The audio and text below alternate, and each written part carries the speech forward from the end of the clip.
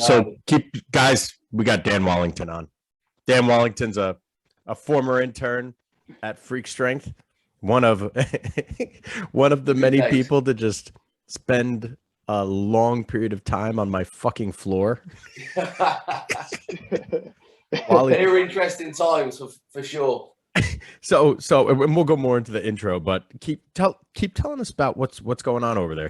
By the way, he's got a gym. He started off in England, came over here, and then went over to RevX for a little bit, and now he started his in Australia. RevX is in Australia, and now he's in Australia with his own gym. So tell us what's going on. Like we were saying, we're in our second lockdown. So yeah, we got another month of this, and then restrictions will start to be eased a little bit. So yeah, it's been an interesting. We thought it was all finished and that the vaccination get rolled out, and yeah, we're back to square one. So what's Wally? Where are you, in Sydney? Are you in Sydney? Or yeah, I'm in the west. Well, they call it the western suburbs of Sydney. My gym's down by Penrith, or in Penrith by the Panther Stadium. And I'm out in the hills, which is western suburbs. Cool. So what's going on over there? Is everyone? Are you guys all vaccinated? The whole country get vaccinated? No, they I think early doors they struggled to get the vaccine down here. So yeah, we were just sort of sitting ducks, I suppose. There was no, we didn't even know really what was going on. We just sort of sat back and waited. And yeah, finally we've got some vaccines down here. Now they're rushing to get it out.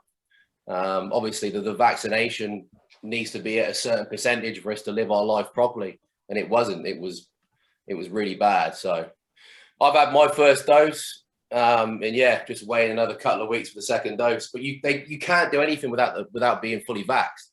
So I can't open the gym, can't go to the pub, can't do anything. They're really holding it against you here. So how long was your first lockdown? 3 months. Wait, that was last year. Wait, 12 weeks. You guys weren't allowed to work for 12 weeks. The gym was closed, for 12 weeks. And did you get any support? Would the government giving furlough out and that? Yeah. So they give us they've been giving us like a weekly payment, and we got a lump sum for the gym. Oh, you got a lump sum. We've still been paying full rent the whole time. It's only this month that we've got a little bit of relief. So what it's like in terms of overhead. So everything's gone online with the business. We slashed everyone's debit by 50% just out of, some people said, look, keep it going. We've handed out equipment. We've kept programs going, keep people training and all that. But yeah, it's been odd. It's been a weird year. So staff-wise, how many coaches you got? How many members you got? What's the gym looking like? So there's three of us. Three co-owners, myself, Sean, and Will. And then member base, we're around about the 100 mark. We got teams as well. We've got contract with the rep netball team down in Penrith. So we've got 6 teams there, which I coach off-site and in-site. So yeah, small scale, but yeah, cracking little place. I'm missing it, to be fair. It's amazing when something gets taken away from you, how much you miss it, the people, the interactions. You know exactly what it's like, boys, coaching. And yeah, so yeah, looking forward to getting that back going again. So when we were on lockdown, like when New Jersey was on extreme lockdown, because we were like the epicenter for a minute. And yeah, you had it pretty bad, didn't you? Yeah, I think we might have been 12 weeks. It started off 2 weeks, and then it was like, shit, let's do another fucking 2 weeks, and then let's do another fucking 2 weeks. So during that time, I mean, we shut down. My coaches didn't really work. But I mean, there were no groups because we make all our money in groups. So we don't make our money in one-on-ones. But I did all one-on-ones. I only trained 5 people that entire time. 5 people while we were locked down. So we could still do the one-on-one. Okay. But the issue is what they've done in Sydney is they've got local government areas and the hotspots. So if you're in a local government area, which is the hotspot, you can't travel outside of that LGA. So my gym's 45 minutes away. We can't travel down there. We can't mix with people from other areas. So it's a massive, if the police turn up and they say, can I see your driver's license? And they figure out where I live, then I'm in for a massive fine, the business and myself. So what we would do is we would park somewhere and then walk to the facility.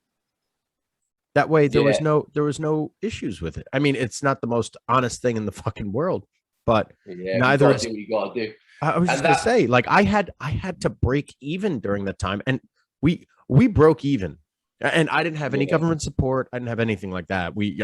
Because the way I do my books, I don't have any employees, so the only people that get aid in the States are people that have employees, because we didn't get aid for rent. I didn't get any aid for rent. I only got aid for to pay my guys. So my guys were able to continue to do their thing. I didn't charge them. So I had to figure out a way to continually pay my rent. So we did what we had to do.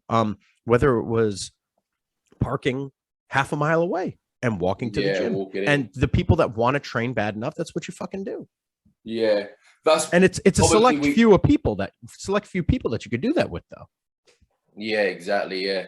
You sort of walk on a tightrope. I suppose we had the experience from the last lockdown, and what worked was, in the first week, get everyone in, assign equipment out.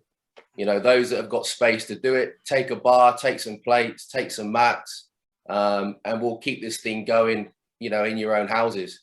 It's just better that way. We can still keep an income going. Guys can still keep training, which is the important bit, and we're still providing a service, which is obviously what we need to do to sort of keep our heads above water. We can't just press pause. It's not as easy as that. Yeah, because I still had to pay my rent. I didn't. We were paying full rent. Yeah, until the month of October. We just paid September full rent. They're the owners, which is fair enough because they got to pay their mortgage as well. You know what I mean? So we understand how it all works. So the building that I'm in is $42,000 a month. 42,000 USD a month. Not far off. And I pay a portion of that. 40, of the 42,000, I pay a portion of it. So the main leaseholder in my building got a rent reduction, but I wasn't going to take a rent reduction. He was like, yeah, you could do it, but I still got to pay this back. I said, fuck that. I'll give you full tilt. Hoard the money, because I was able to do something. He couldn't do a fucking thing. Yeah, he couldn't do a thing, because his whole thing is based off of renting things out. So exactly. People, dude, entire businesses were just. It's a big domino effect, isn't it? It's a big domino effect on everyone. Yes, you're in a new space now. So when I came over and interned at Freak Strength, you're in a bigger space now, right? Yeah. Which you outgrew that other place quite easily, didn't you? No, it's not that I outgrew it. I'll be real with you. The first year we went from Waldwick to Oakland, and both of them are Upper Bergen County. Both of them are blue collar ish towns in a very wealthy area. But Waldwick is right in the middle of, so if you go up, there's a rich town, and you go left, there's a rich town. Right, there's a rich town. No. But listen. So the way my area works is, like, the county is split. They call Upper Bergen County and Lower Bergen County. Well, I shouldn't say the county split, like they call it, as the rich pricks call it the UBC or the LBC. And so essentially it's like this line, right? And it's like Waldwick was in the middle of that triangle, where Oakland is in the bottom left of that triangle. So there's only rich towns above us. So we ended up losing clientele from like 3 towns because they didn't want to travel 20 minutes. So my books, my numbers didn't really hit my first year numbers until year 3 in my current facility, because we had a huge spike, and then we moved away from all the rich kids and we went down and we had to build it back up again. So I didn't outgrow the space. And to be honest with you, even if I did outgrow the space, I'd stay there until we were bursting at the seams. The only reason I left is because we had a cocksucking fucking landlord who was an absolute piece of shit who should get. He's a fucking horrible human. But the positive thing about that old space was over the road. Brooker, did you go to Mike's old place? But he would have gone to that dome space with DeFranco's, right? You had that space opposite, which was amazing because you could go run routes. You had the outdoor turf, so it kind of added on. Do you know what I mean? Well, without directly being your space. So what's really fucked is that space wasn't public space. That space was private space to the landlord. So we would sneak up on there, which was fucked up on our parts, but I don't like him anyway, so I justified it. It reminds me of a story. Do you remember when Hogan and EJ were throwing? He was throwing for Hogan, and you were like, Wally, go stand in the middle. And I wasn't looking, and EJ threw that ball. And it nearly twatted me, nearly broke my nose. Remember that? When I was holding the ice pack, you were like, because you were trying to get Chris's mechanics face on. So I'm stood here, EJ's over here, and I never forget that ball fizzed past my nose. And like, you were in tears, weren't you? You were like, fuck you know. Oh, what committed there, Wally. So just so everyone knows, the guy EJ he's talking about is EJ Manuel. He was a quarterback for Florida State. Big time quarterback, and then he ended up being the quarterback for the Bills for a minute. He was like the first rounder. Was he the Raiders or something? Was he going to the Raiders? No. Oh, yes, actually, you're fucking right. Yeah, I remember because that's one of the only teams that I knew because of the iconic. Their logo is pretty iconic in it. He was with the Bills for a minute, and then I think they ended up trading him or releasing him or something because he just whatever didn't pan out. And Hogan. It was when Hogan first started. Pretty much with the Bills. He was that was a season he had that amazing year, wasn't it? Yep. He was coming right off that season. So wait, was Hogan being a dog that year? Was I ripping Hogan? Were we getting in fights or was he coming in consistently? Nah, so the first time I met Hogan, I thought this is an interesting dude. He used to wear the Hulk t-shirt at DeFranco's. So I always remembered him because I remember looking at him going, he's an athlete. You know, he had his arms, he had the veins coming through the arms, he was fast. So when I came to Freak Strength to do the proper internship, I kind of remembered him. So I had a thought in my head, and he wouldn't really talk to me. You know what he's like. But you and him had a pretty I think you and him sort of kicked it off. You were in a good space. But we kept playing mini golf. Do you remember? Yeah. And I beat him a couple of times, and he was like, okay, I'm not used to losing. Do you remember? And I think that broke the ice. You know who your biggest fan is? Who? Justin Tradow. Jesus Christ. Another funny story. Every time I've seen him, he always says, that night out, I want to go into it if you want something about a window. And he tells me about it every time Mate, that was probably the second week of my internship. And Mike goes, Saturday night, wasn't it? We're going out. We're going to my mate's club. And I think Brooker's frozen. Fuck him. He'll be back. He'll be back. And we were drinking Sambucas a lot. And I think Trato goes, hey? Didn't you and I piss on the floor of the bar that night? Yeah, it got pretty bad. Me and you together is not me and you together, it gets quite competitive, doesn't it? And Justin went, I think he said something like, well, from what I thought he said was, he goes, I bet you can't put your head through that window. And I didn't even think twice. And I went through it. It was a Perspex screen. And next thing you know, he goes, mate, we got to go. The security guards are chasing us. And we were in the middle of Manhattan. And Justin turned around because we were hammered, wasn't he? And he just passed him $100. He goes, yeah, boys, $100 when they went. And that was the first week. Bro, and I remember I was sitting there, I was talking to some chick, and it was me and Terrence, and we were off on our thing, and I turned my head and I watch you guys, I hear, bitch, you guessed it, and then bam. You headbutt through a window. I don't drink, mate, because it doesn't end well. You, Justin, and Al book it. Hey, And Terrence and I look at each other like, well, I don't, whatever. We stayed there, we finished our drinks, and then we walked out. Bro, after the fact, we got circled by the 4 fucking bouncers. They circled us to beat the and I mean, if I was with one of you guys, I would have been like, all right, bro, like, let's do this. But it was literally, I mean, you know, Terrence, he's a fucking dance choreographer. Like, mate, talking to Terrence, I listened to the podcast you boys did with him. I love that podcast. His insights into his business and stuff was top notch, mate. It was really good. Bro, didn't he go? He did a fucking fabulous job. He's so smart, mate. Such a smart kid. I know. He went literally from $0 of income, and now he's pulling in over $100,000 a fucking year. Giving fucking singing lessons online, not having to leave his fucking house. It's fucking incredible. But yeah, he's super smart. Yeah, so that super smart wiener, it was just me and him. And these 4 fucking bouncers circled us.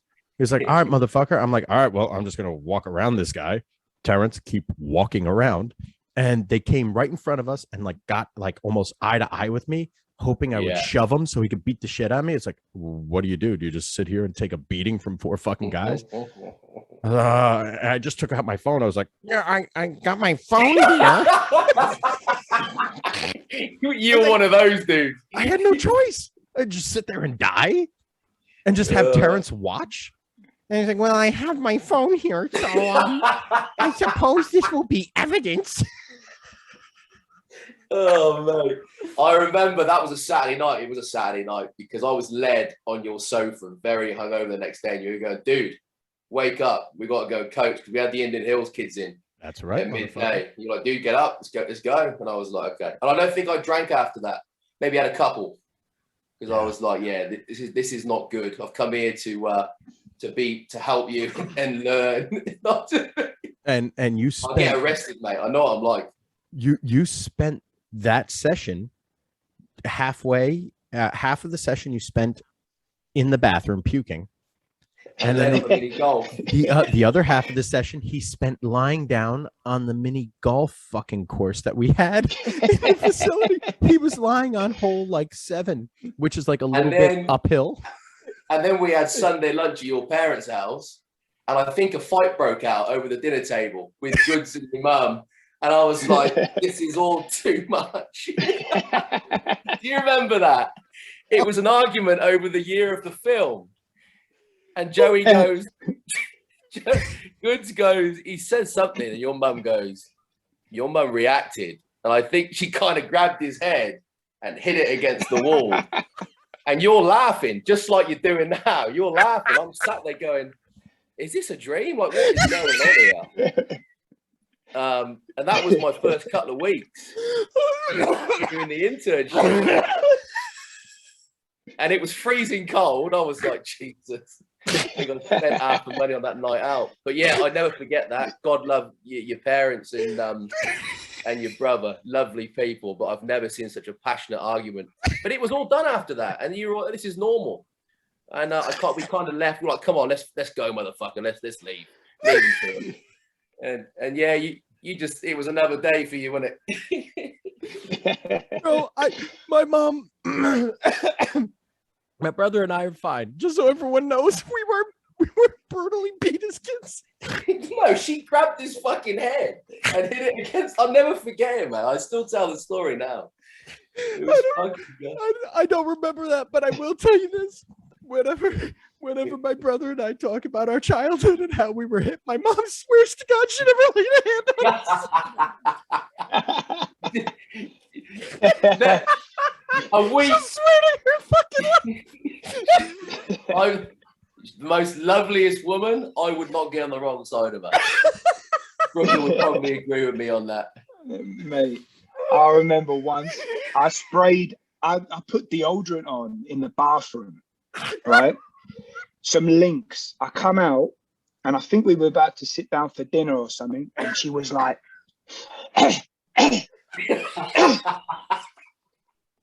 what the fuck? You got shit for brains? I'm gonna choke to death. And Mike was like, get out of the house. like that, and she was chasing after me. I had to leave the house until the deodorant kind of disappeared. I keep kidding me. She's what the Italians, mate. They're wild. Yeah, mate. Oh Yeah. my gosh. Yeah. Are you kidding me? You got shit for brains. You got shit for brains. And what was the other thing? Oh We used to turn up because we used to go there quite a bit. And your old man, because he God love him, he kept checking. Was it his blood pressure he kept taking? 3 times a day. And your mother would And he be like, records "You it on just the took it fucking half an Excel." hour ago."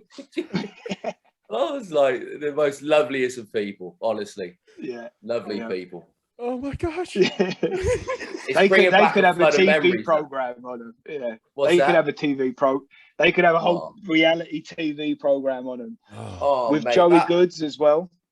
That whole area. Well, Goods. Another one about Goods was the week after that incident happened. Mike gets a phone call, and it was Eddie. Eddie, his boss. Yeah. Eddie, and he rings Mike, and I can see Mike's pissed off because obviously Eddie's told him Goods is drunk. They've been drinking. Do you remember there this? for this story? And we go downstairs, and Eddie goes, "Dude, I'm sorry. Like we've had a couple of drinks, and he's not feeling very well." And he opens the door up, and Joey had that beige jacket on. There was just sick everywhere, all over the car. And Mike, you've lost your shit in you. You've lost it. You've lost it. Eddie, you've gone, what the fuck are you doing? Jesus. So the best part of this story. so Eddie knows that Joe's just got an issue. If there's something in front of him, he's got to eat it. If there's a drink in front of him, he's got to fucking drink it. So whether it's water, anything, don't give the fucking kid a full glass. So Eddie just kept giving him Guinness. He's like, That's it. He was on the Guinness. The fucking Guinness is Smell it. Get him another one. You could smell it, couldn't you? He said Joe had like 10 Guinnesses in a fucking hour. But he saw your face. So they get a ride home from Eddie's wife. That's it, Eddie. and Joe's in the backseat. I can't even fucking speak. There was shit everywhere, wasn't there? So Joe was in the backseat, and he went to throw him out the window, but forgot to roll it down.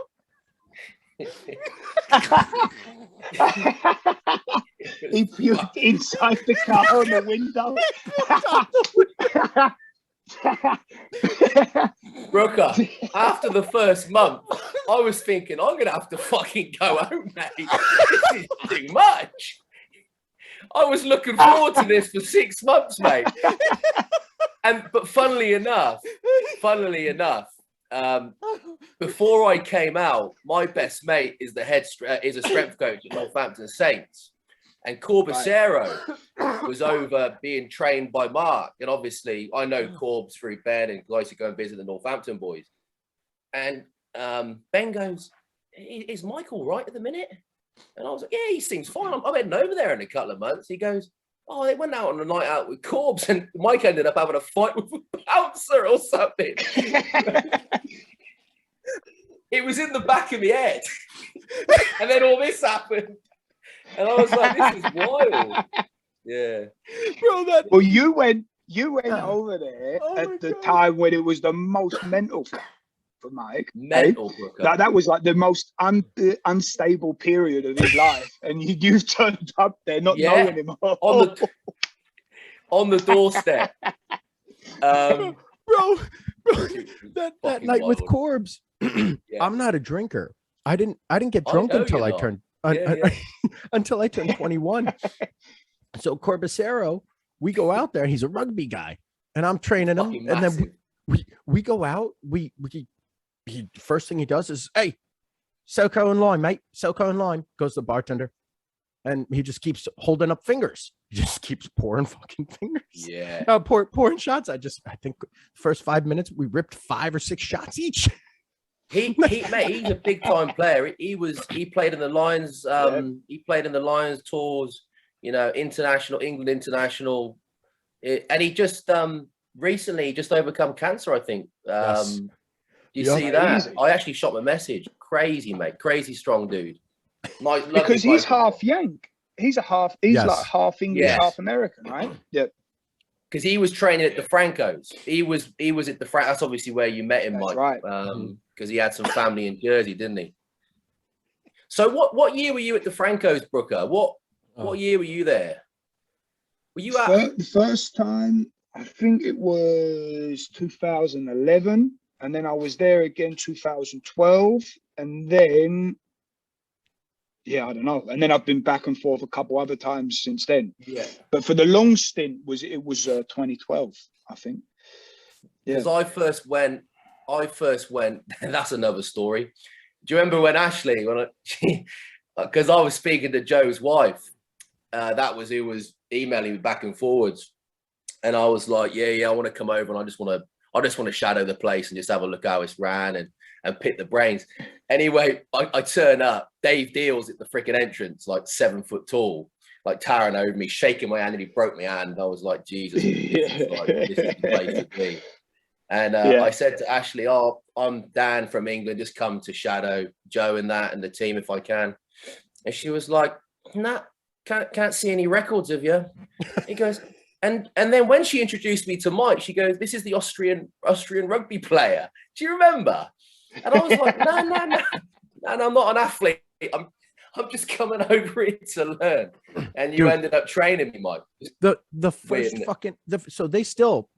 I never knew he was here to learn. So I'm treating him like a fucking athlete. I'm like, "I get your warm up in, motherfucker." And Wally was so shy. He just did everything. He just went along with it. No, I just went along with it. But it took 2 weeks. And I thought I better say something here. And I ended up going to Mike. I think you took me back to my hotel one night and you were like, yeah, let's go. I said, mate, if you wouldn't mind, I just wouldn't mind picking your brains, really interested in the industry and all that. And because the only reason I was there, I used to watch it on YouTube. So it's quite weird how it all unfolds. And the reason why I'm in Australia is because of yourself, Mike. But the reason how I come to meet, we were speaking about the other day, was just watching YouTube videos of DeFranco's. And it's crazy how it all works. So Wally, what year was it then that you went over there? May 2011. 2011. But right. I think you'd already been over there for a brief spell because I remember. Yeah, Mike, so I must be wrong.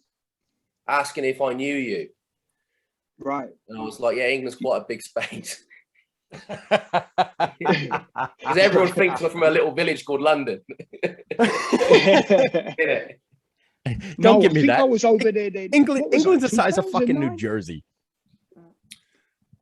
Jersey, yeah. And then I think you went back, Brooker, and did a big stint because they did the YouTube series, and I think that was after I was. I think that was after. So Brooker, you probably came for that seminar, and then Wally came for that little brief internship, and then you came for your internship. And then Wally came for his internship for me at Freak Strength. That's probably how it went down. You probably went for your internship after Wally came for that little stint. But you'd already met. Because, I mean, you were, so when you did your, so you was at DeFranco's and then you were with Mike. That makes sense then because when you were going for like this mental time, this was after, this was when Mike was single.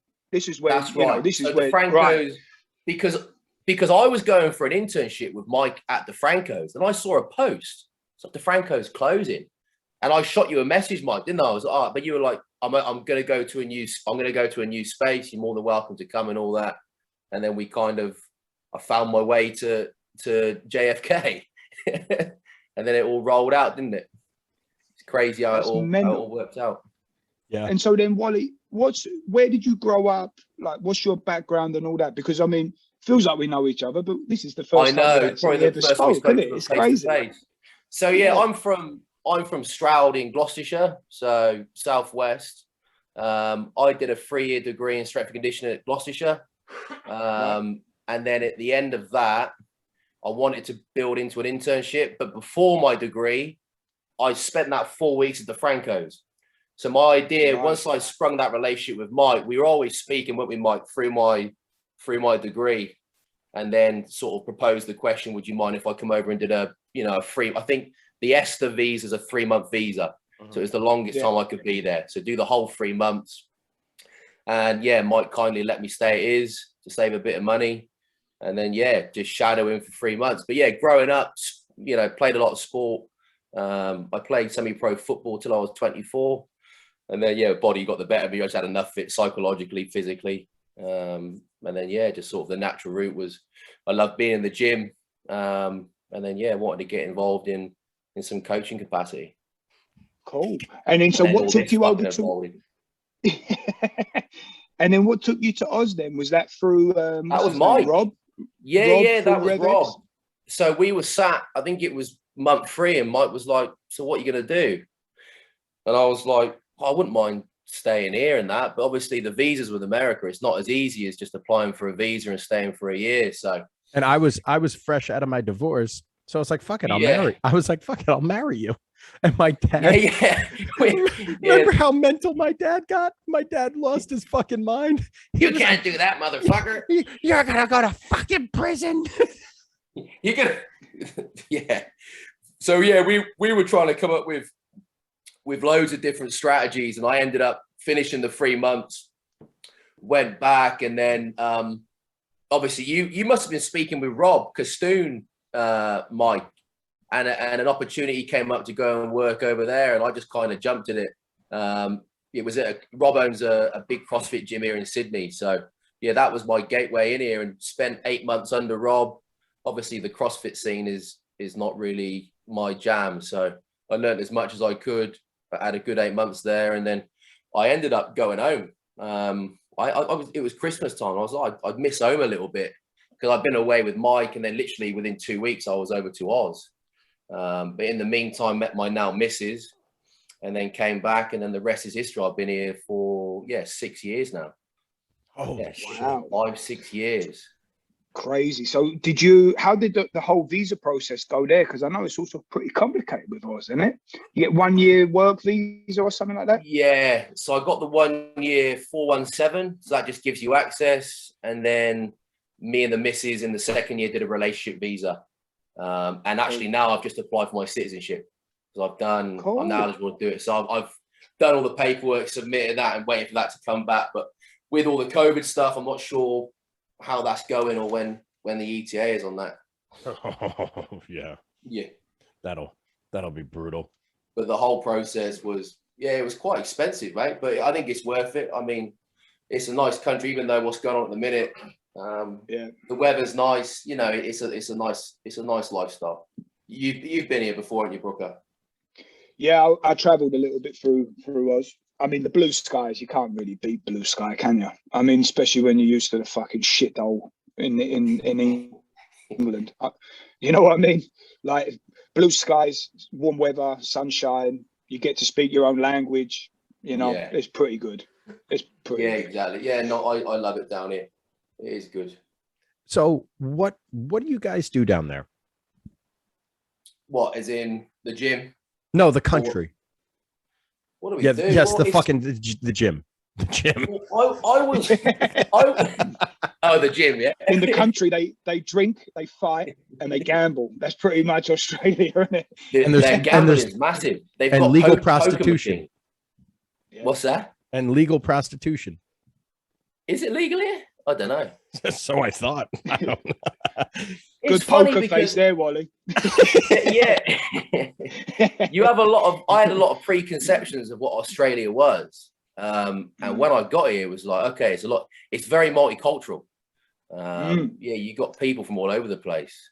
And then I don't think not that I listened at school, but the Aboriginals were the original, people that occupied the land, and then things happen from there. But we didn't really get taught that at school. I'm still learning about it all now, about it all down here. But it's a big open space and not a lot of people here. What about your gym? What kind of gym do you have, so everyone knows? We call ourselves a strength and conditioning facility. We've got powerlifters, team sport athletes, weightlifters, strong men, competitive strong men, strong women, Gen Pop, just people who want to come in and get stronger, fitter, healthier. So yeah, we cover a few bases. My business partner's, he's big into the strongman stuff, so he competes strongman. He's really good, Sean. Takes care. We run competitions down there, which Sean runs really well. I help him out with that. We've had like Arnold qualifiers and stuff at the gym. So yeah, we do quite a bit. Cool. We got the kids as well, the youth athletes. I head off site and do the teams and stuff. So yeah, we got quite a bit going on. And so what is it? Mostly membership, semi-private stuff, PT? Yeah, so the coaching semi-private. So there's no one-on-ones. Actually, same sort of, I was listening to your podcast with Ryan. Ryan off the side chick. Is it Ryan? The rugby. Yeah, Ryan Gallup. Yes, Gallup. Yeah. So when I was listening to it, similar sort of model. So yeah, the coaching aspect, that's all semi-private. The guys have got time blocks, they can come in and there'll always be a coach there. When you come in and sort of outline your goals, we got 3, co-owners. So we kind of allocate you a coach depending on what you want to do. And then, yeah, we're there within a morning slot and an evening slot. You just come in and you've got your program, less trained. So it's not like, one-on-one classes, whatever. And then we've got a non-coach membership. It's just regular gym, come in, use the equipment. We got some pretty specialist stuff down there. So, like monoliths for powerlifters, specialty bars and stuff. So, it's got stuff in there. If you wanted to compete, just come in and use it. You can just do that. So yeah, and then the online stuff. You do online shit now. Yeah, but it's not. We should do really. But everything's online now because we're locked down. But yeah, we've got the online stuff. But yeah, we could probably do a better job of advertising that. But we got a solid little team. Yeah. What do you so how do you get your online clients? Just from the in-house people, or excuse me, the in-gym people that you've had? So yeah, I mean, so the name, the gym, Adonis Athletics, that wasn't founded by us. That was founded by another person. So before we opened the branch, Amir Fazeli, so before we opened the branch, it already had a reputation. I just got asked, where I was trained at one of the branches, and obviously they knew I was coaching people at one of the branches, and an opportunity came to join forces and open our own branch. So I went and did that. So the place already had, the brand already had a reputation. So, in terms of online stuff, people coming through that avenue, through the website, or people that are traveling in the area, about us, that are traveling and can't train at the gym. And so talking then about the online, is it all body weight stuff, or is it like you're coaching them? Yeah, so I've got the same time, or I've got a handful. Most of my guys are competing in sort of powerlifting, so they've got a full garage setup, so we can pretty much do the normal training would do at the gym, but they just do it at home. And yeah, our program, they'll send through footage. I'll give feedback. And it's an ongoing process from there. Cool. Happy days. Great. And is it something you can see going? Are you going to try and push that more, especially since you guys are still in lockdown, or is it something that you're really trying to grow? Well, as in the online stuff? Yeah. Yeah, I suppose we haven't really, my thing is I like face-to-face coaching. Yeah. That's the whole reason why I got into it. I understand, you can reach, a lot more people through the online stuff, but my bread and butter is face-to-face. Let's get on the gym floor and coach. So before lockdown happened, everything was kind of geared at getting more people onto the gym floor. So we kind of ignored the online stuff, but people were sort of coming through, but we haven't really been actively trying to chase, the online market. But saying that, since we've been locked down, it's obviously, it's quite a good insurance policy having the online stuff. Yeah. Right? Oh yeah. Yeah. It's massive. Listening to a few, I can't remember the last guy I listened to on your podcast who's big into the online stuff. The numbers are crazy. Bro, it's outrageous. And I talk a lot of shit where I've said, definitely talk a lot of shit. I've made comments like, how you can tell you're a real coach, Instagram can go under and you'll still have money coming in, or you'll still have athletes coming in the door. But the fact of the matter is, I mean, very few business models are truly anti-fragile. Exactly. So you need to do whatever you can if you own a business or if your livelihood depends on your coaching ability, which we've never seen in our lifetime, the ability of face-to-face be taken away like this. So you need to make sure that your arsenal is robust in order. I mean, you have a family now, right? You have a missus, she, like there's kids involved, like that. I'm walking down the same path. Brooker's down the same path. Like we have responsibilities. So whether we like it or not, we have an obligation to be as robust as possible fiscally, So it's, I don't like the online thing. But there's, and I don't do it. I have people ask me for online programming. I tell them $400 for 4 weeks and it's individualized. And that's essentially what I charge for group training. And for that time, it's pretty close to that. And people are like, why is it so expensive? I just don't want to do it. I can't stand doing it. That's how much I hate doing. And there's, there's a whole art to online coaching as well, being able to interact through devices, and because you still got to build those relationships, right? You still got to have this chemistry going, or it's just not going to last. And it's a whole new challenge. When I first started doing it, it's like, okay, this is, the way you articulate your words, you've got to be very precise because things can be taken out of context, right? So you communicate, but, makes you communicate a lot better. And using different softwares and audio notes and how you analyzing the videos. So it's a whole new world, mate. And I think that might be a good avenue for people that are successful in it, is putting out some content on how, covering these bases of spreadsheets and how to do the online stuff well. Yeah. It's, and that's the only true way to scale your business at a massive rate with a very low overhead. Like that's the most profitable thing on the face of the earth, because there's no brick and mortar. But I mean, fuck. I couldn't do 100% online. I hate it. Dude, you know who the knees over toes guy is, right? Yeah, I've heard of him. Bro, we've mentioned him on probably half these fucking podcasts since we've interviewed him. And I mean, he's incredible. The guy has probably at this point, probably close to 10,000 subscribers. And I can't for the life of me bring myself to do anything close to that. I fucking hate it.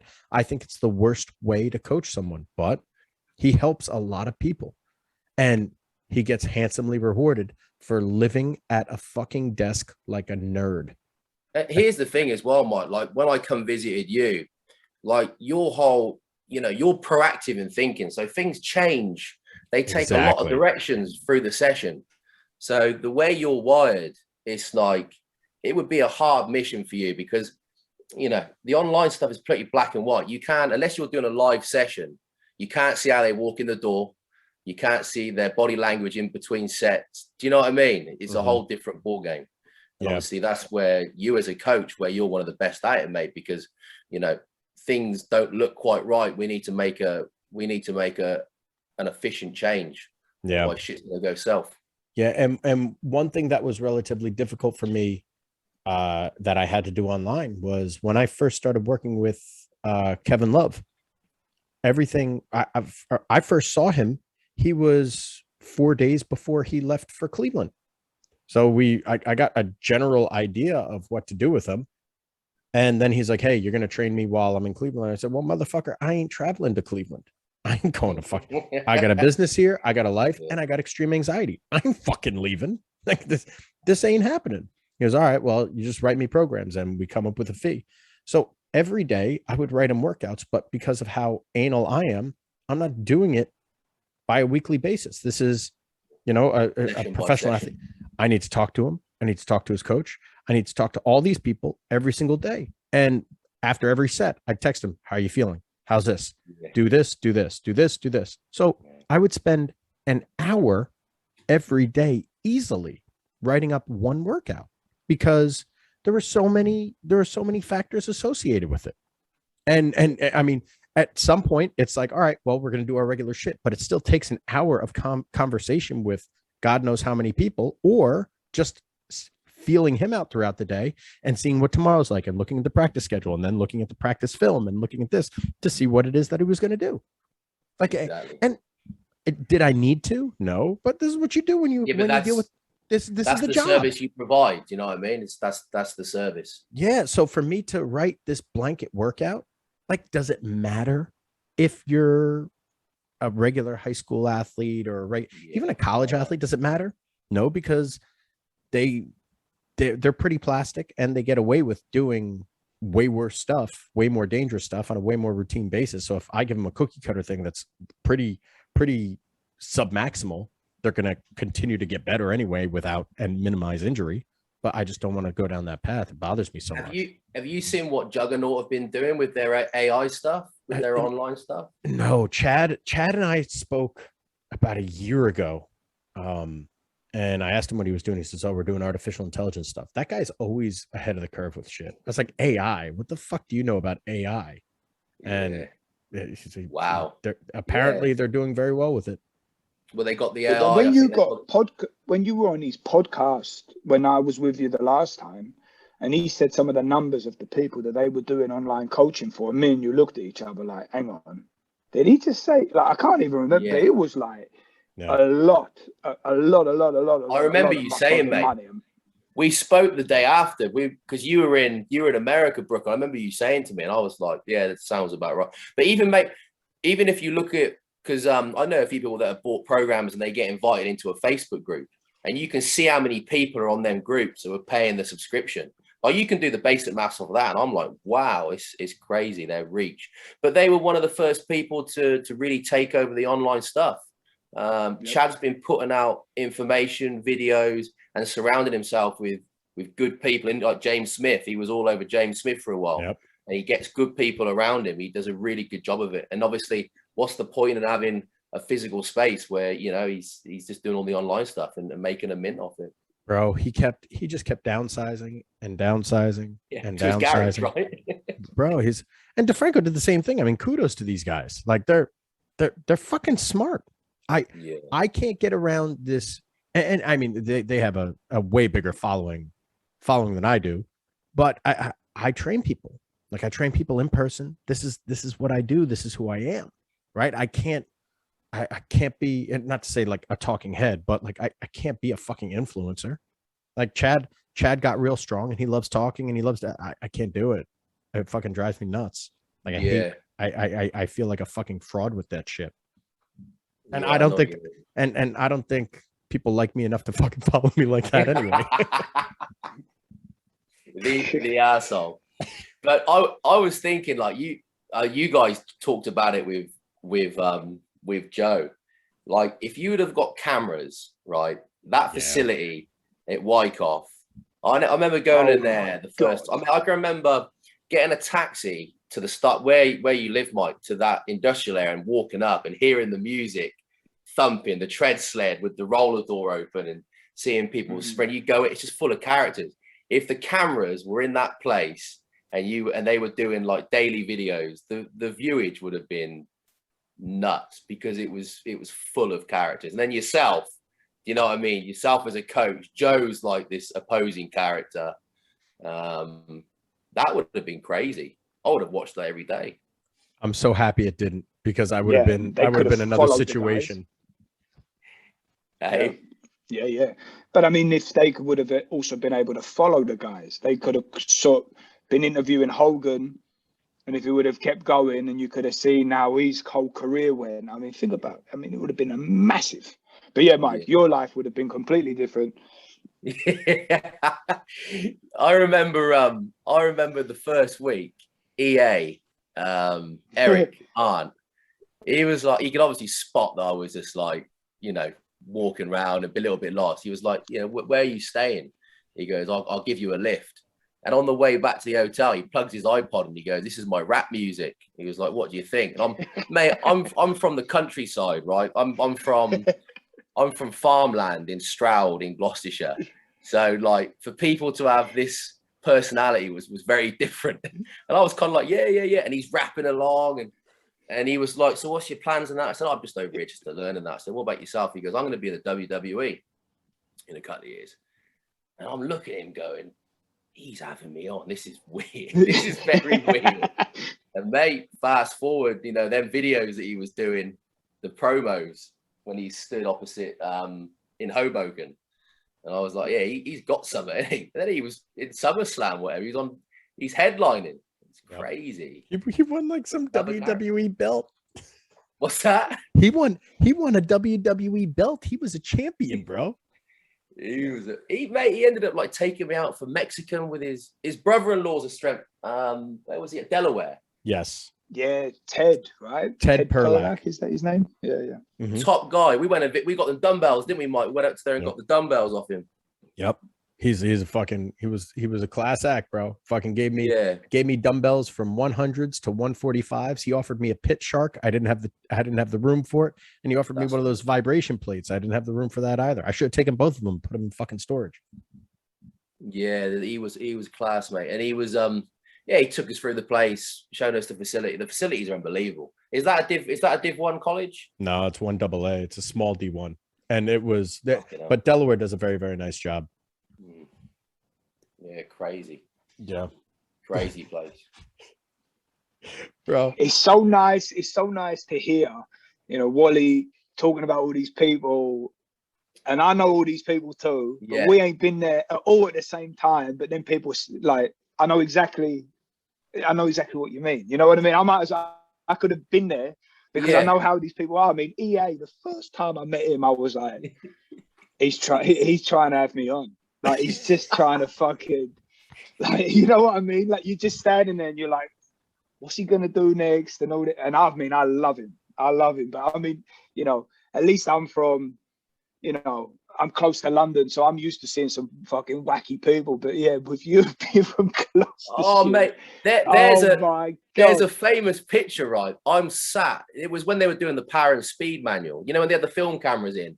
And I'm sat with Dave Deals doing these, like, and I'm just sort of sat there like a little puppy dog in the background. I just didn't want to move. It was the fights, the physical fights that people would have. I don't know if they were being serious, but there was a lot of testosterone in that room. Some big characters and Cushing. I mean, he was just like, I didn't want to fucking walk in front of him. He would just rip me head off. Crazy characters. So we got this tsunami bar. Was it the tsunami bar?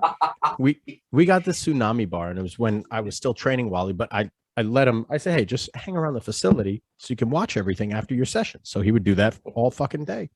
And we just got the tsunami bar, and I think we attached band suspended kettlebells to the tsunami bar. And reverse grip as well. reverse grip, right? Like, hey, here at DeFranco's, we had bands, chains, and you know, we do everything we can. Let's try to make it as fucked up as possible. So we're just fucking around with stuff, seeing what we can do, and no spotter whatsoever. Wally goes over to this unstable bar, hasn't done a single rep, and the bar's fully loaded. We had the NFL guys doing it. I was doing it. I was like a 400-pound bencher at the time, so I was doing this shit. Wally's a skinny little fucking English guy. Like, what the fuck? He sitting there going like this. I'm like, yo, this ain't gonna end well. And it just goes right to his throat. It nearly took my teeth out. It nearly took my teeth out. And I was like, the stabilizers definitely ain't working. What does this do? I think what happened was, I was like, so what's the point of all this? And you were like, motherfucker, just jump in, just fucking see what it's like. And I think when it took the front teeth, I think I know what it's doing. I think I just can't do it. Fucking hell. Do you remember when you got me running routes with Justin at your first facility? And he just beat the shit out of you? Mate, I'll never forgive you for that. That was assault. My hoodie got ripped in half. I was like, fuck. I left there going, wow, that was an experience. I'll never forget that. Yeah, that must have been when Justin was huge as well, mate. Mm-hmm. I still speak to him to this day. He's a top bloke. He loves you. Mate. He was in prime shape. He could move. He was strong, big. And he just looked like a frigging gangster, didn't he? He's walking the gym with the frigging Rottweiler, and it was like, okay, this is you don't fuck with him. Yeah. But I mean, he and I were talking. He brought it up the other day. He goes, bro, that summer was that off season was one of the best times of my life. He goes, you and I, we didn't give a fuck. We trained hard, and people think I'm full of shit, but I wasn't kidding. I would wake up at 4:30 in the morning. We'd work out with the 5 a.m. crew almost every single day. And then we'd work straight through until like 12 o'clock, go home, shower, we'd eat, we'd come back, then we'd work until probably 9-10 o'clock. Yeah, your schedule was nuts. It took me a while to get used to that. But then we'd go out and fucking drink.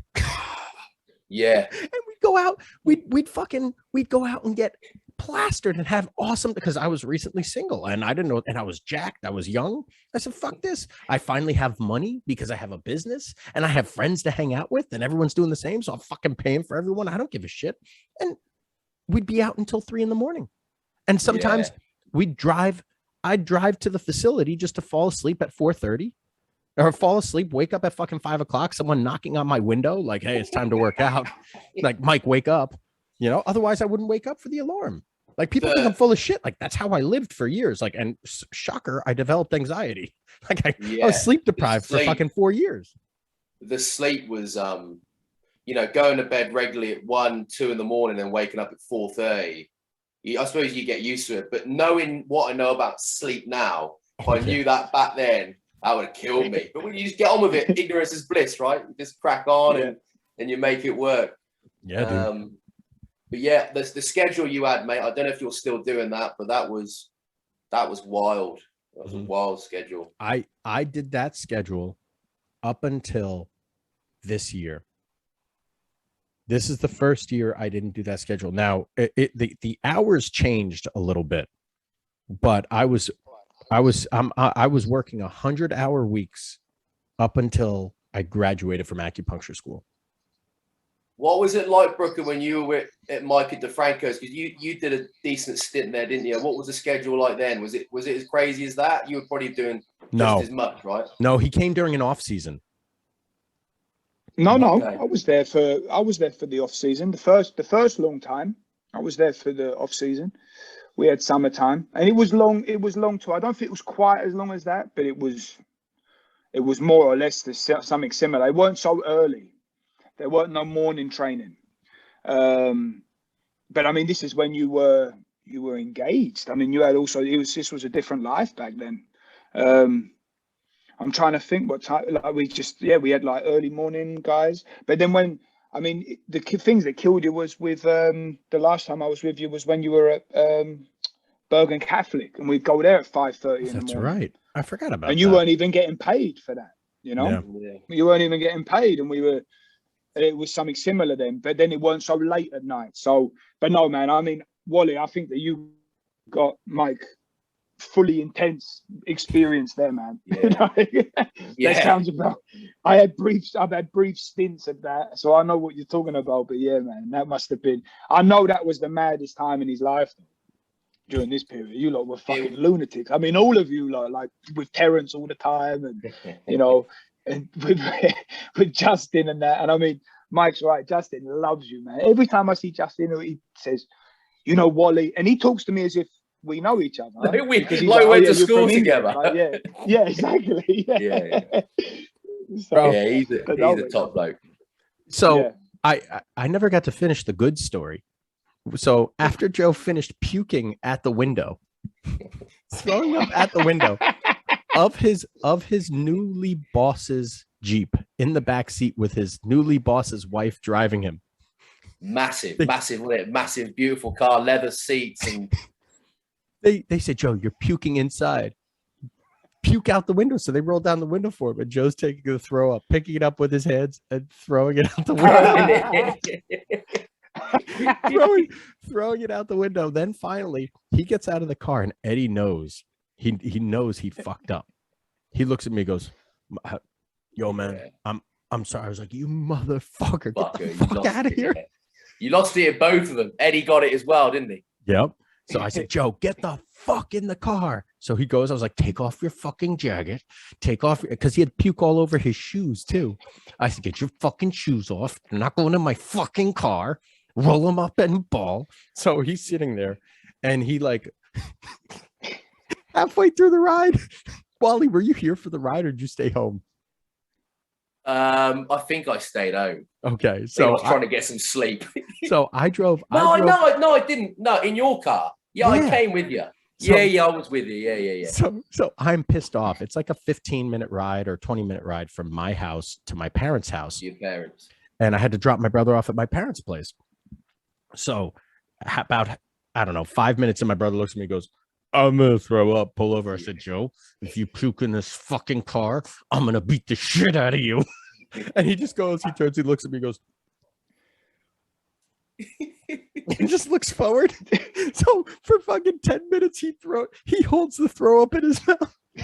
Bro, he gets out of the car and he stands up, walks up my parents' driveway, gets halfway there, and just stands up like this and just goes, and didn't he take a piss at the same time or something? He's pissing and puking, but not bending over to puke, just going down his shirt. All in my parents' garage.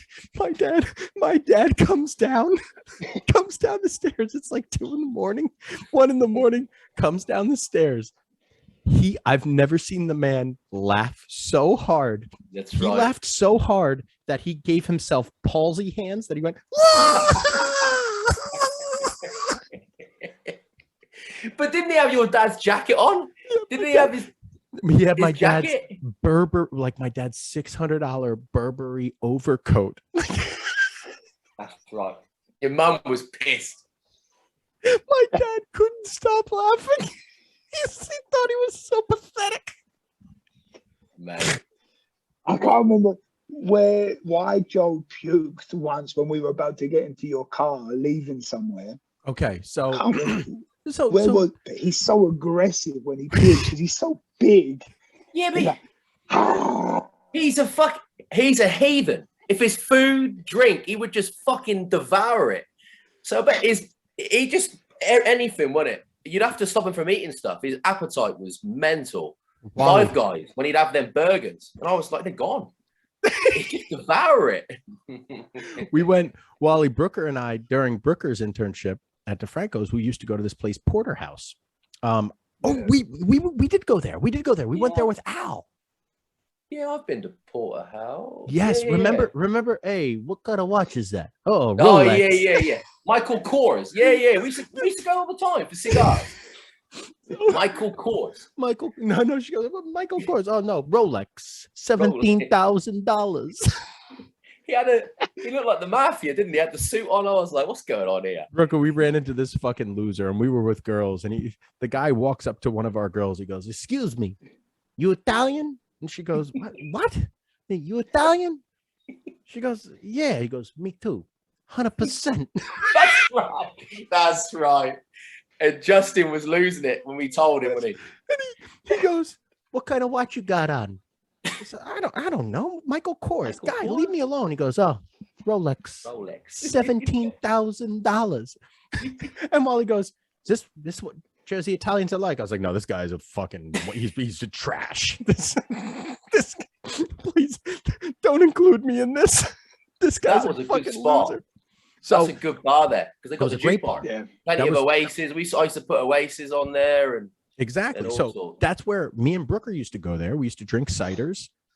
He introduced me to cider with ice, and we'd have our cigar with cider and ice, and we'd chug cider. So me, Brooker, and Joe went out one night, and we had ciders. And just like I said, that fucking compulsive behavior that my brother has, he just kept chugging ciders. So that night we decide, well, we're gonna go to a strip club. And me and Brooker are like, we're okay. We had a couple of ciders and a cigar. We're all right. Like, Goods had about 10. And we missed the turn to the strip club.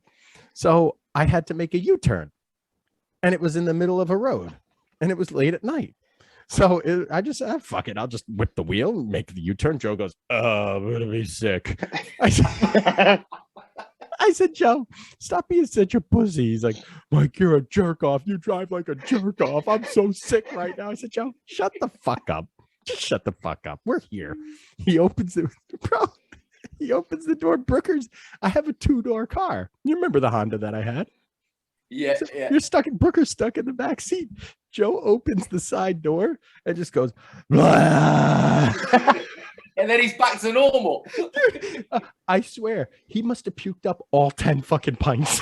It's the volume. It's like a fire hydrant hose. Just like, ah. Fuck you know. Your brother is he's a proper character, isn't he? He's a proper in more ways than one. Oh my God. What a bloke. Bro, so that Brooker, I don't know if I told you this, that strip club we went to, like I've only been to it like once or twice prior. And the Brazilian one? Brazilian? Yeah, the one we just went to go get a drink and we didn't realize. No. Brooker, I got to tell you about that one.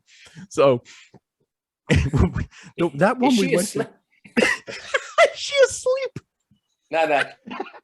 She's very high. I think so this is not good in here. So the one Jiggles. That was it. That one we went to, Brooker, that me and you went to. I had gone to like once prior, or maybe something like that. I don't know what it was. And like randomly, who did we see there?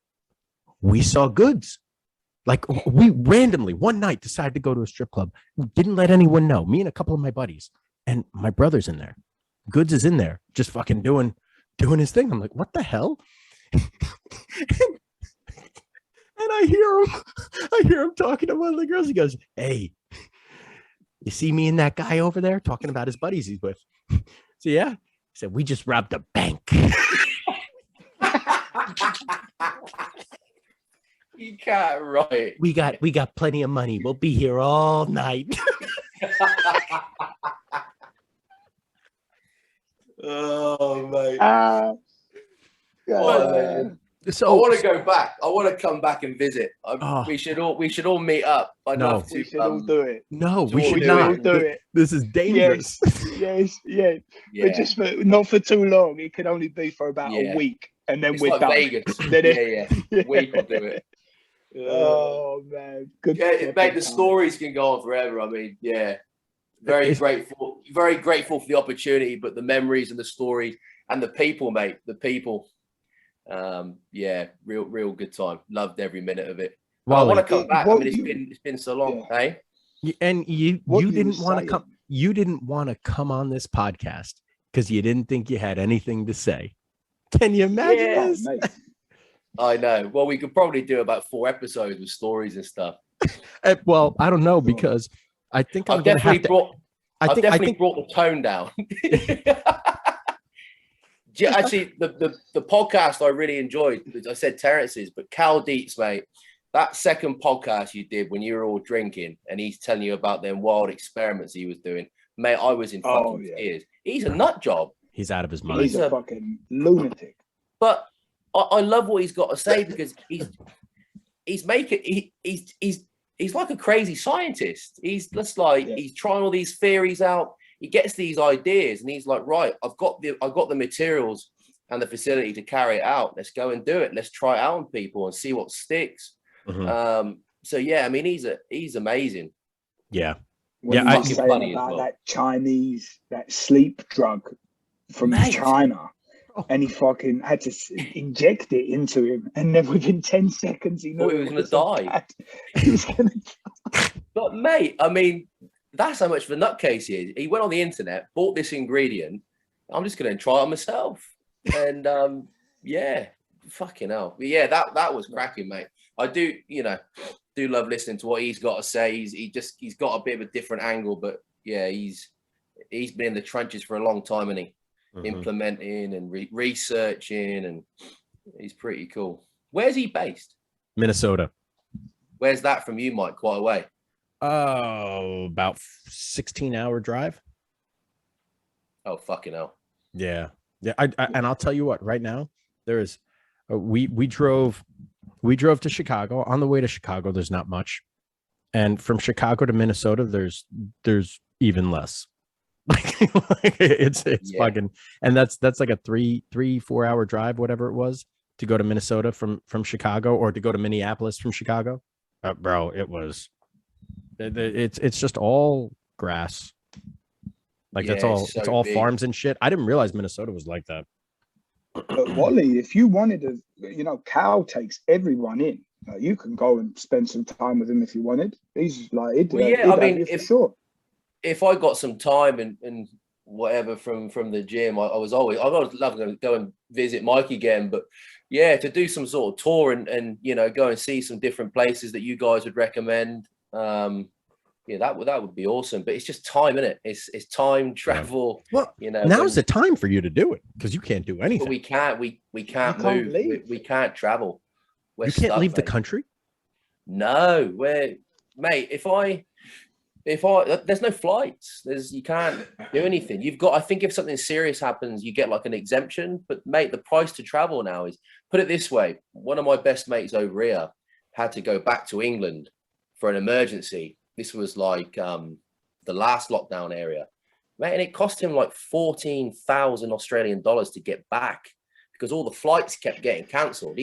He runs a massive he does luxury cars. He runs a Aston Martin Rolls Royce dealership in Sydney. So he had to get back. Like, the place, there's only like three staff there, and he said he paid 14 grand because the flights kept getting cancelled because of COVID. So that's the risk. Such a long journey, like you can get, it's 2 or 3 flights in it, you get cancelled all the time. Well, and I've heard that if you leave, you can't even get back into the country, because that English guy, the one that you sent me the video of, Mike, with the moustache, the pedo tash, that James Smith guy, you know him, Wally, maybe. Yeah. Well, so he can't get back into the country, and he's like, let's call it famous kind of guy. I mean, he's a best-selling author and shit, and he can't, and he's publicly said, and they're like, look, it might take 2 years to get your visa sorted. Like, you can't come back in, bro. He can't get back into Australia. He's good friends with Graham, Mike. Graham Morris. Yeah, they hang around quite a bit. He's an English boy, James, isn't he? And he can't get back into Australia for 2 years. No, and that's the thing as well. If I leave to go back, I'm doing my citizenship. Do you know what I mean? Like, there's nothing set in paper. I don't want to. You're running a big risk. Damn. Yeah, I wouldn't leave, Wally, if I was you. I'd sit tight for now. Yeah, get the gym back open, reestablish that pattern again, and then look. I mean, this year's wiped off. I mean, competition-wise and team sport stuff, the whole calendar's been. I think the NRL, the AFL, they're the only guys that are still going. Everything's just getting canned over here. So is the gym doing well otherwise though, Wally? You guys and what is it? You split it 3 ways with the other guys? Yeah. We've got no staff. It's just the 3 owners. One of them, Will, he's more of a silent partner, so he does work away from the place. He's also got a nutrition company as well, which he's heavily involved in. And then myself and Sean are down there coaching and getting stuck in. Cool. So yeah, it's great, mate. I'm just everything's just been spun on its head. But I try and take positives away from it. You know what it's like coaching. You just sometimes you need that refresh. Do you know what I mean? Because the coaching day in, day out, you can become you become a little bit flat. And I think if I look at it, it's just a recharge. And obviously financially, you're not really growing in this period and whatever else, but it's a bit of a chance to do some research your own, actually get your head in a book, have a look at some stuff online, speak to people, and then freshen up, ready to get stuck back in again. So you got to take the positives. Nothing we can do about it. So well, and let me tell you one thing. I mean, between me and Mike alone, I mean, so many people want to open up their own place, and you've ended up doing it in another country. And you get the doors open and you're there for a year. So good on you, mate. I mean, you should be proud of yourself, because it ain't easy. I mean, I remember at the beginning, Mike saying, because again, I'm sure you feel the same way. So many people talk about you to me as if we know each other. And I remember Mike saying about, because I think I asked him once what you're up to now, and he's like, oh, he's going to open up a gym in Oz, and I told him he's an idiot, don't do it, don't open up a place, blah blah. You know, not so much that you couldn't do it, but just because of the pain in the ass of fucking trying to set everything up, and you don't know how it goes. And I mean, look at you, you've done great. It's funny, me and my business partner Sean is also a good friend of mine as well now. We think when we first went into it, we didn't have a clue. Do you know what I mean? Yeah. Sometimes when you haven't got a clue, you just everything just kind of falls into place. As long as you take logical steps, you don't get too big. You don't, you know, you're not spending a load of money on silly equipment you don't use, whatever. But you know, sometimes ignorance is bliss, right? You just sort of go into it, and then things start, and it just takes a bit of time to build, and then you end up in a spot where everything's going all right, and then you're looking for the next stage. But yeah, there was. When you know a lot, you get this sort of anxiety around it. Whereas we went in there, we were just fresh bunnies, just you know, get stuck in and do what we can. So, yeah, 4 years later, we're still going, and yeah, unfortunately, we're locked down at the minute, but we'll be back in action in a month's time. And yeah, it's just all hands on deck. Let's get stuck in. Have a big finish to the year. So, money wise, if you had just been a trainer at a gym and negotiated a better rate, would you have made more money in the past 4 years being a trainer or being an owner? Trainer. Yeah, that's what I tell people. Yeah. People think I'm fucking crazy, but if you just negotiate a better rate with your clientele, which everyone can, and you have your own book of business, you have less stress. You know, everyone and their mother wants to open a gym. Oh no, I'm a gym owner. I want to do this. I got to be the owner. Why? Fucking why? Yeah, no, exactly. But obviously with your own place, obviously, you know, you're in control of what's going on. You know, you're generating your own systems, your leads. It's all on you. Do you know what I mean? I wouldn't change it for the world. You know, sometimes, boys, you've been there when you're working under someone. There's a little bit of a stress on certain ways to do things. You know, when you're steering your own ship, you know what I mean? It gets you out of bed in the morning. It makes you want to have a crack. Absolutely. And especially if you're a strong personality, which you obviously are, you're naturally trying to push yourself up. You just do anyway. It's not even like on a conscious level. You're always trying to, especially if you're competitive naturally and you want to, you know, progress and do well. Like there's the hard side to it too. But you said, I mean, if your brand is already, this is the second shop, if it was to end up getting bought by a bigger company and you've got ownership in it, then your payout might be better than what you would have ever earned as a trainer if it was to get sold and everything stays the same the way it is. But of course, that's depending on many other things too. So I suppose as well, looking back on it as well, like where I look at it now is like, imagine doing that by yourself. Like I look at, you know, Mike, when you went from DeFranco's, I couldn't imagine the stress of going, right, I got to find a space and everything is on myself. Like I'm lucky enough, you know, I've got a business partner. I've got Sean, I bounce ideas off day in, day out. And there's parts of the business which he's great at taking care of that I wouldn't be able to do. So, you know, I take my hat off to people that are doing that, you know, locating the facility and running it by themselves, you know, cleaning the place. There's a lot more than just coaching. Do you know what I mean? And I got to see that firsthand, I suppose, by, you know, when you transferred over to Freak Strength and started that, Mike, was just seeing the ins and outs of how you run a gym, because you were literally sweeping the floor, cleaning the toilets, coaching professional, novice, old, young, old. So yeah, it's, to me, it's just, I mean, the only time being an owner is worth, there's three reasons why you want to be an owner. One, if you have systems in place, the gym can make money for you. The proper systems, you can make money without doing the work, right? So you have leverage. Two, you make your own rules. Three, you get to say you're an owner. That's it. Otherwise, now everything, all these things that you're doing in place of coaching, you know what I mean? Like, so now I have to worry about business shit where I honestly just want to worry about coaching. In my the other part as well. Yeah. In my 7 years of owning this gym, we're going on year 8. What month is it? Yeah, no, we started our 8th year now. Right. So we're starting year 8, and I've done well, I shouldn't say less learning because I learned all of the acupuncture stuff, but I've done more business stuff than I have coaching, but than I have in the past. And that's taken away from my coaching, from my knowledge of coaching. So like and in all these years, in these previous 6 years, my coaches have barely made any money for. They've barely broken even for me.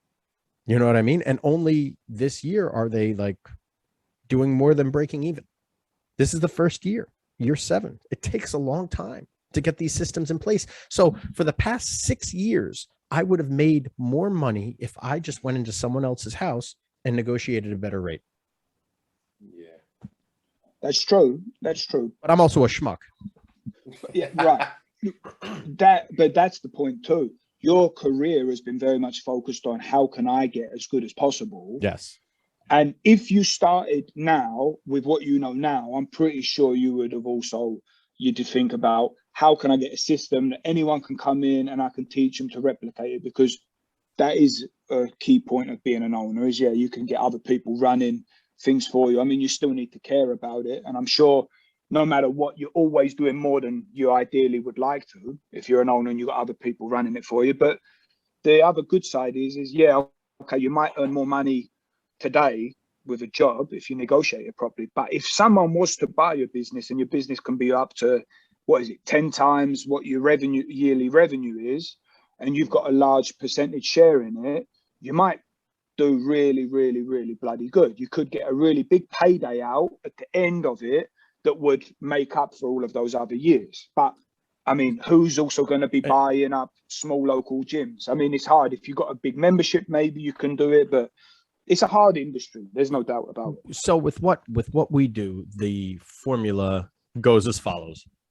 If you are the sole proprietor and sole trainer, you could sell your gym essentially for a 1 to 3x of what your owner income is plus profit, right? So whatever it costs for your owner income plus profit, that's what you could sell the gym for, typically for that 1 year.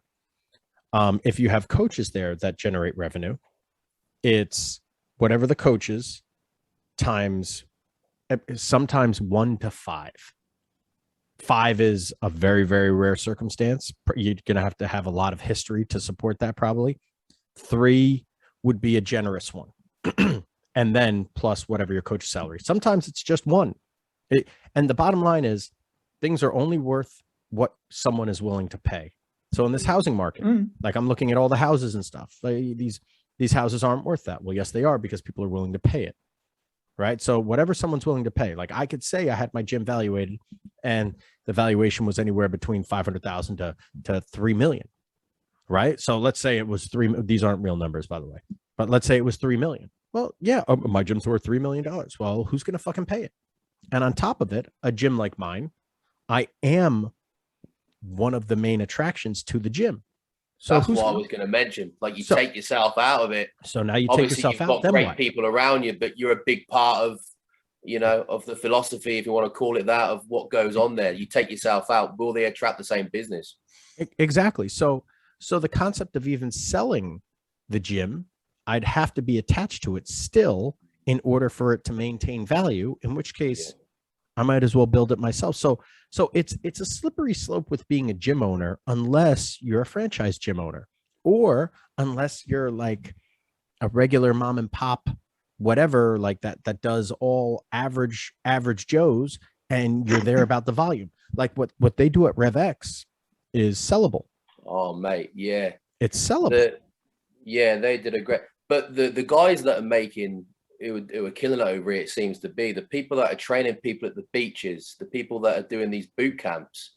There's some people over here making some serious dollar off, and that's how Rob started off. Rob started off just running outdoor stuff, and then he was like, okay, I need to get a roof and try and scale it and whatever else. The facility Rob's got there, obviously it's probably a CrossFit gym, but the facility is unbelievable. Yeah. Cracking space. Yeah. But remember what Guillaume said, Mike. I mean, with the chef industry, yes, there are people pay silly money to go to one of Ramsey's restaurants, and he ain't there. He ain't the one cooking the food, but you go in there for the name.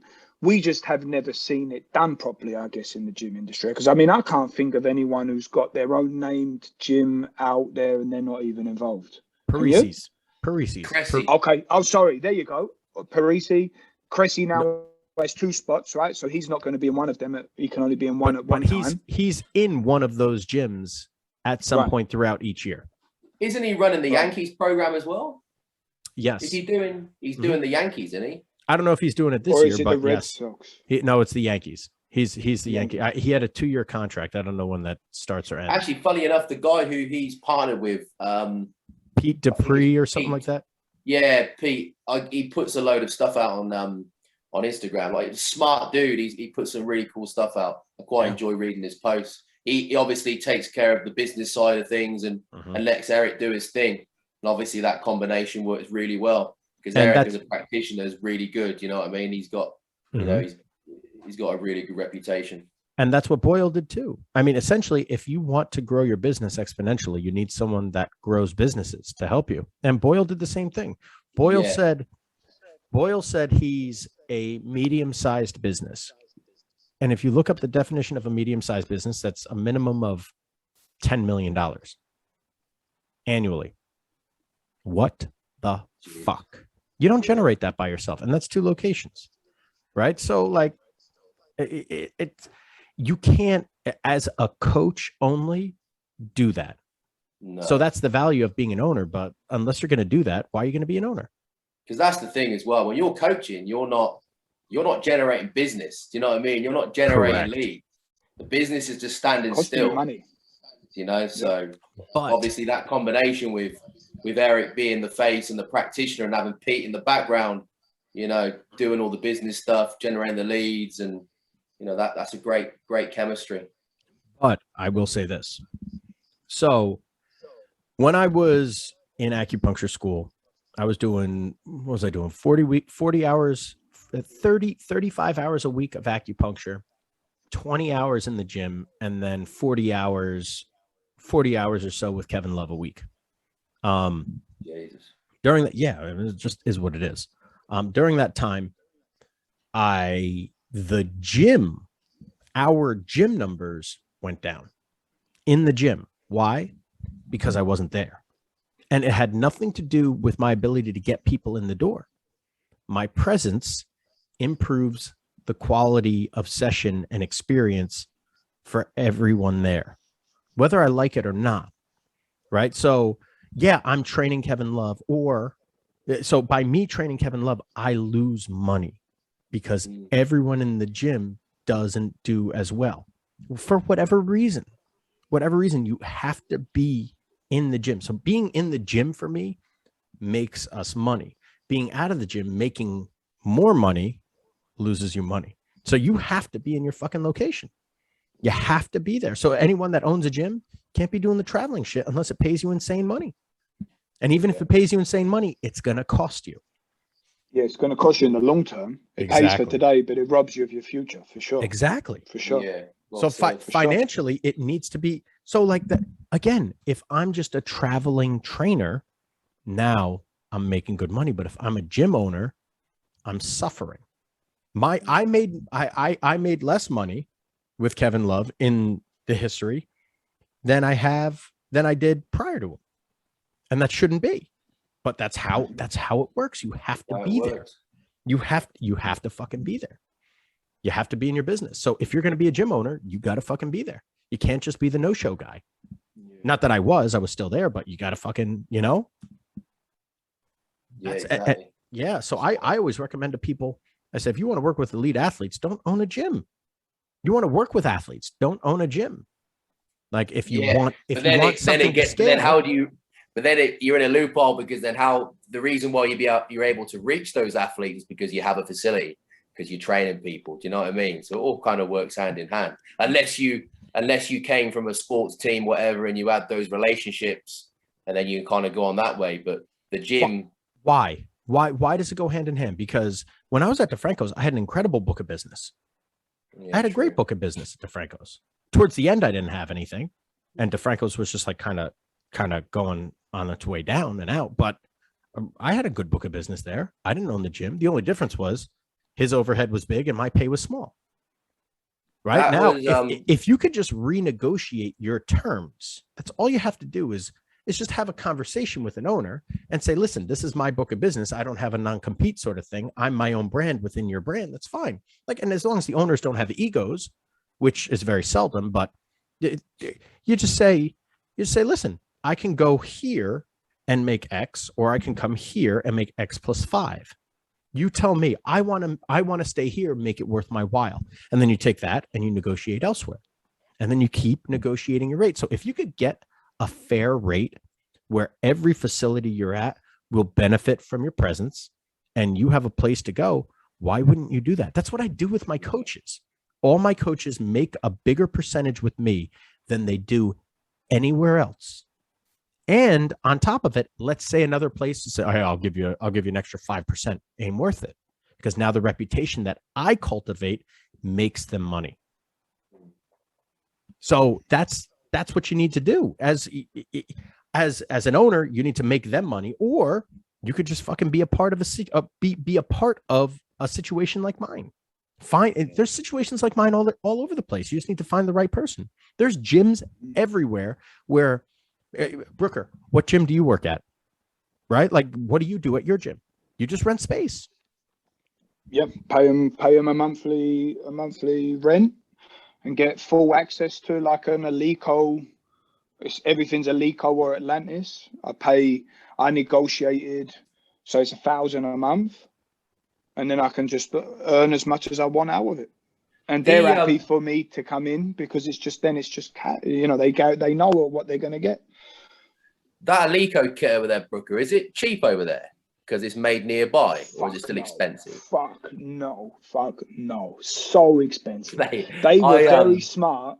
They negotiated. So now they're like technically the showroom for Alico, but they still bought everything. And I mean, they can get, I think, up to 30% off of gear. But I mean, then with all of the customs, like Switzerland is a motherfucker with customs and stuff. Yeah. So it's still even more expensive than what you would pay in the UK for it. Because I got a quote done on a Olympic weightlifting competition spec platform, and I got the quote back, and my mouth, 40 grand, 40, like, yeah, mental. But great equipment. Alico is it's very expensive, but the equipment is second to none. It's class. I love it. It is really good. They've got even like their competition standard benches. Yeah. I mean, they're so good. Like their half racks are so good. So they started off making washing machines or something. They were back in the day. They didn't make gym equipment. Crazy. They didn't make barbells. Okay. Yeah, they come from a different area, and it was only because I think barbells. Olympic weightlifting barbells were hard to come by, or good quality bars were hard to come by. They just thought, okay, fuck it, we'll let's run a batch, and yeah, did a pretty good job. That's pretty sick. Yeah, I can't remember where I read that somewhere, but yeah, they started off making, and I think they might Alico still might make washing machines or something. It's something weird, something just household normal. Yeah, that's why their margins are so shitty and they're so expensive. Because it's not their specialty. Oh, for a top class weightlifting bar from Alico over here, you're paying like $2.5 grand.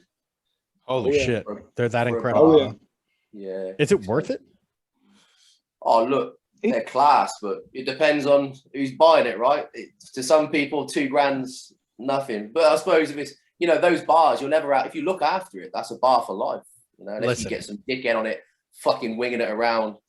Listen, all my weights, Wally, what do my weights look like? Brooker, like I got all my weights off fucking Craigslist.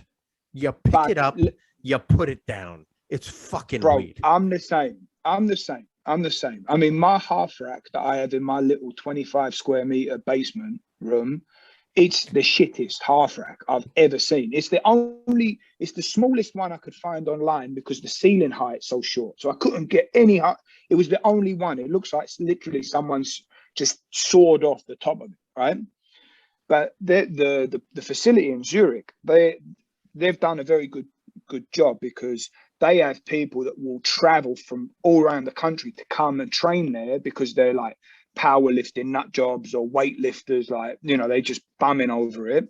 So they'll pay a membership for that gym, and the membership's quite expensive. So one membership will already cover the cost of the equipment, and everyone looks after it. So I mean, they've just managed to accumulate such great stuff, and it's really like a club kind of atmosphere. But I know also, like, to me, it don't matter if it's a fucking whatever it is, because I've also been used to lifting with shit, you know, because it doesn't really matter too much, but the experience of the clientele is completely different. So for a mass market gym like what they've got, which is a public gym, it needs membership sold, they crush it. Yes. And they've done so good, because I mean, everything's either Alico, Atlantis, or what else they got there. I mean, bro, they've got their dumbbells. They've got the Alico dumbbell rack. I think it goes from 2.5 to, I think it's 60 kilo dumbbells, and up to 30 kilos. They've got all of the dumbbells with either normal grip or fat grip in them. Yeah.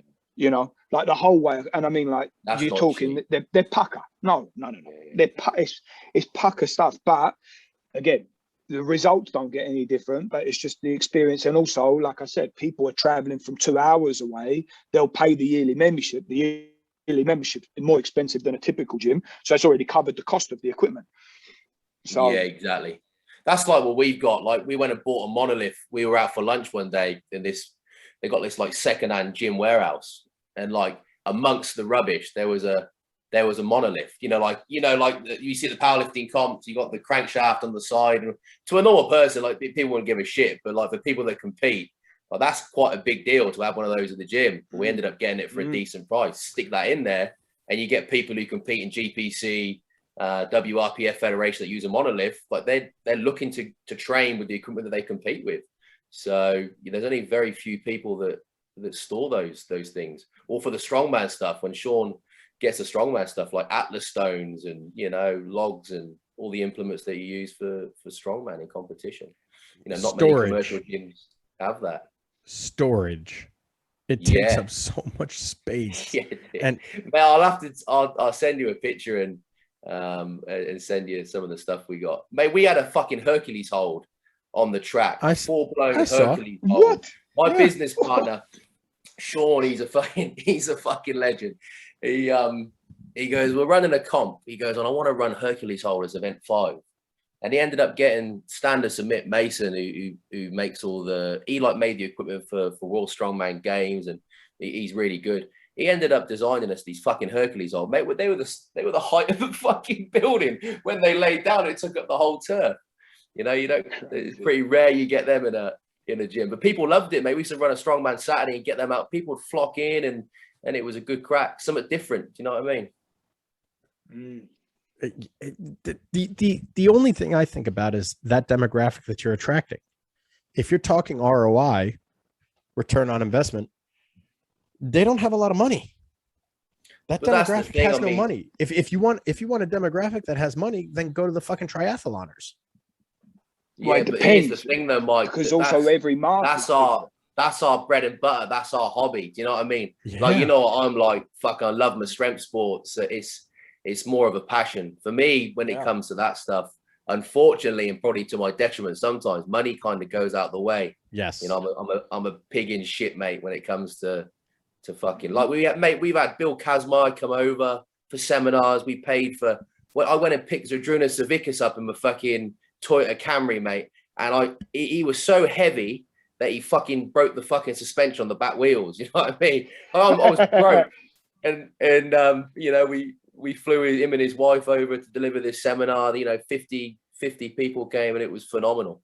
Kazmaier, mate, when you talk about characters, I can't tell you stories that he told me on here, but fucking hell, Bill Kazmaier is if you could get him on the podcast, mate, Jesus Christ.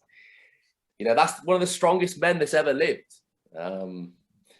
He was a nutcase. His cardio routine, I'll tell you off air, was quite incredible. All right, we've been on here for almost 2 hours. Yeah. Let's wrap this shit up. Wally, thanks for having me, man. That was where can everyone find you? Legends. Where can everyone find you? For average lifting videos, my personal account is at dwally10. DNS at DNS Strength Collective. I've got an apparel business with my business partner Sean, and the gym is Adonis Athletics Penrith, and we're located in Western Sydney. Perfect. Happy days, Wally. Yes. Love you, boys. No, I appreciate you Yeah, asking me on, likewise.